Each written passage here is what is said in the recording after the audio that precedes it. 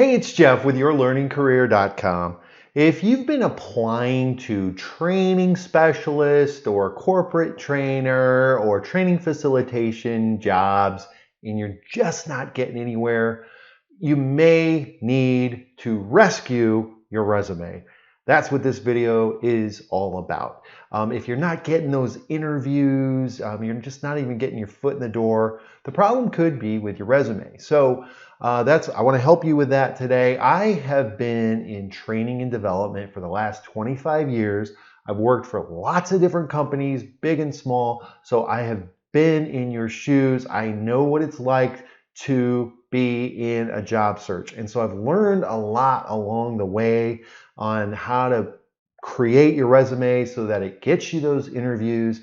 I've worked for companies like CarMax, IBM, even Walt Disney World. So I've been at some well-known companies as well as some smaller ones. And I should also mention, I've been on both sides of the interview. So when I've been part of training teams, I have been part of the decision-making process with looking at resumes and deciding on who to bring in for an interview. So I want to share with you some of that insight. Now, this video is going to be focused on training delivery positions. So like I said, like the training specialist, facilitator, corporate trainer type jobs. But I've also created some other resume rescue videos, which I will link to here. And I will also put them in the description. So you can check those out as well if you're interested in other types of positions. So I have 5 main tips that I want to share with you.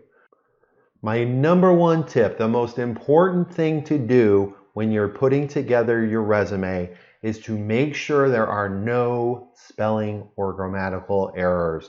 Now I know that seems super obvious, but I am amazed at how often I see spelling errors, typos, grammatical errors on the resumes that I have reviewed. It drives me crazy, and these are resume killers. So if you look here at this resume I have up, now this is, I've removed names of the real person's name, I've removed the company's names, because I don't want to embarrass anybody, but the mistakes in this are real. So right off the bat, if you look in this first part of the profile, interested in becoming a trainer, seeking a position where I can organize, plan, and implement the training/safety needs of the organization. So right there in the very first paragraph, there's a typo. And sometimes that might be the only one. A lot of times, usually if I see one, I can usually expect to see another. The problem with a typo or grammatical error, even if you've got all kinds of great experience, it as the decision maker, as the hiring manager, the recruiter, it doesn't give me a lot of confidence when I see that this person can't even be bothered to check their own resume. So what are they going to be like when they're working here? You know, when they've got to look over training materials, when they're about to train a class, are they just going to show up with no preparation? So these are the things that are running through my head. And that's why I tell you, like the very first thing you should do when you're looking over your resume, when you're reviewing it, you've got to make sure you've got to run it through spell check, through Grammarly, whatever you need to do. I would even get another person to look at it. That would be a good idea, to get another set of eyes, but very first thing, you've got to get rid of any kind of error like that. All right.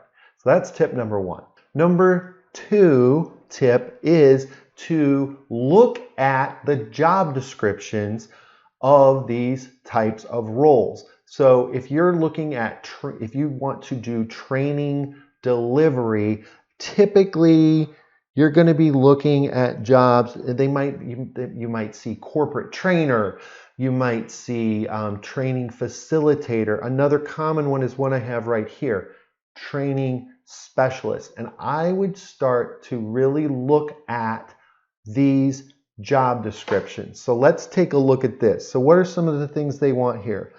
They want you to deliver training programs and content for multiple learning environments. And then it mentions classroom, web, facilitator-led, etc. They want you to administer, lead, and train new hire classes. They want you to facilitate effectively and objectively, so facilitation skills. So anyway, you can see, so as I start to look at more and more of these types of jobs, I should start to see a pattern. Like I'm probably going to see a lot of these things that I just showed you here. I'm probably going to start to see repeated. And now I get an idea. So I'm getting an idea of what the employers are looking for. And by the way, what the computer's looking for. Because remember, when you apply for a job, chances are, maybe at a really super small company, maybe a human being will be the first to look at it. But for most companies, a lot of this is automated. So it's going to be a computer looking at your resume and comparing it to the job description to see if there's any kind of a match.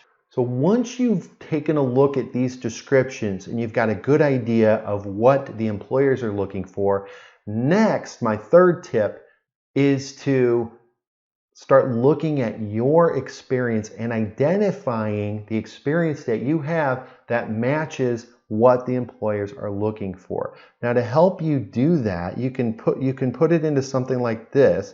This is a worksheet. This is a tool that I've created. And it's a free tool. I want to emphasize this is a free tool that I've created. It's an L&D resume experience builder is what I call it. So I created this just to help people, because I think a lot of times people don't always realize all the experience they have. And sometimes you just need to do a little bit of a brainstorm, and that's what this is designed to help you do. So it asks questions like, have you ever given a presentation? Have you ever trained a new person? Have you trained a group? So it helps you think about the experience that you have throughout your career.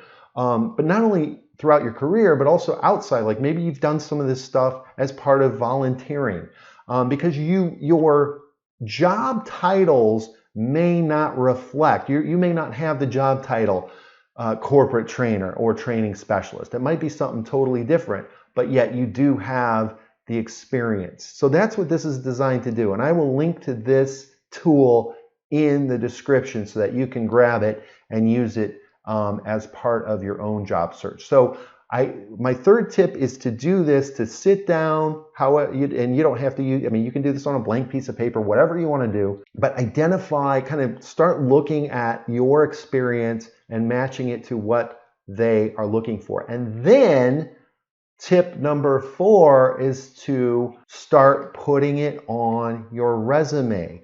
So take those experiences that the employers are looking for, the experiences that you have, and figure out how you're going to fit them into your resume. And I'm going to go back to that resume I was showing you. So, and again, this is the real information that this person had.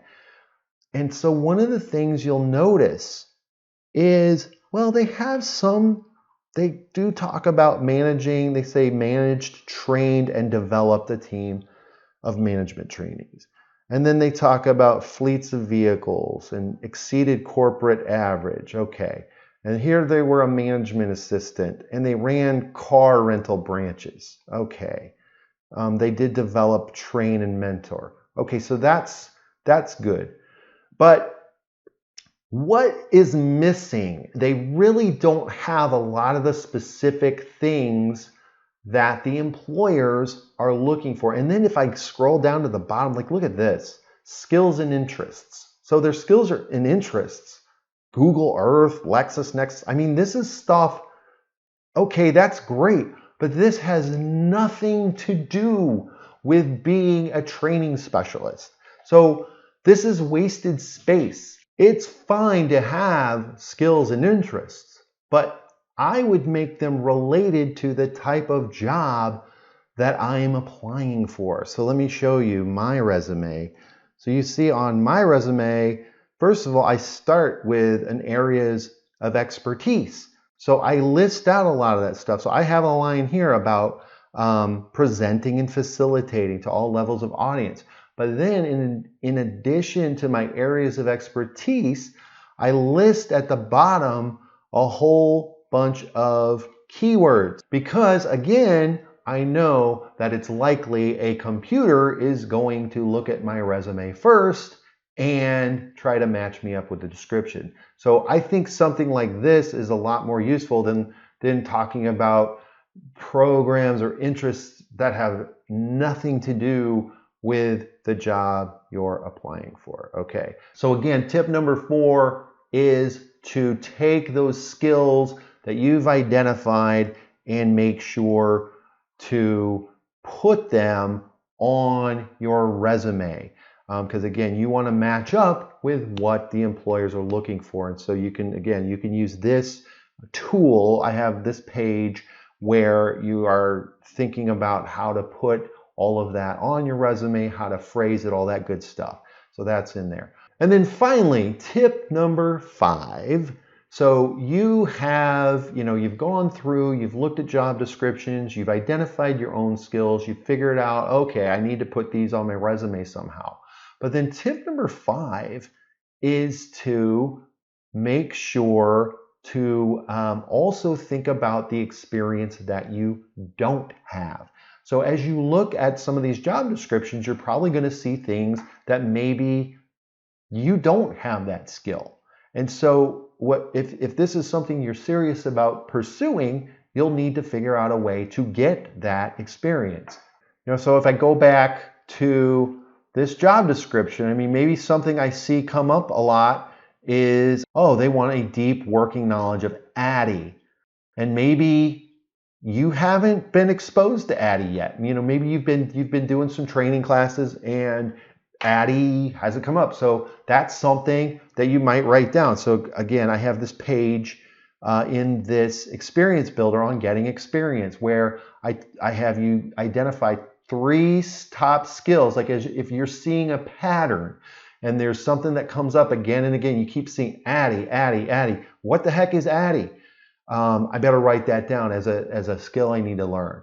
And then, you would go out and find out what is ADDIE and be able to speak to it and even possibly put that on your resume. So you could add that as one of the skills that you want to develop. Learn ADDIE or learn how to apply ADDIE to a training class or to the development of a training class, But again, it depends on the type of job that you want to apply for. But when you you want to identify, I'd say at least 3 things, and then you would think about a plan on how I'm going to develop that skill. So is it something I can do in my current job? Is it something I can do at a volunteer organization? What am I going to do to build that skill? That's something again, I've included in the tool to help you start thinking about how you're going to build that skill. So once again, this is the L&D Resume Experience Builder. It's a free tool. I'm going to link to it in the description.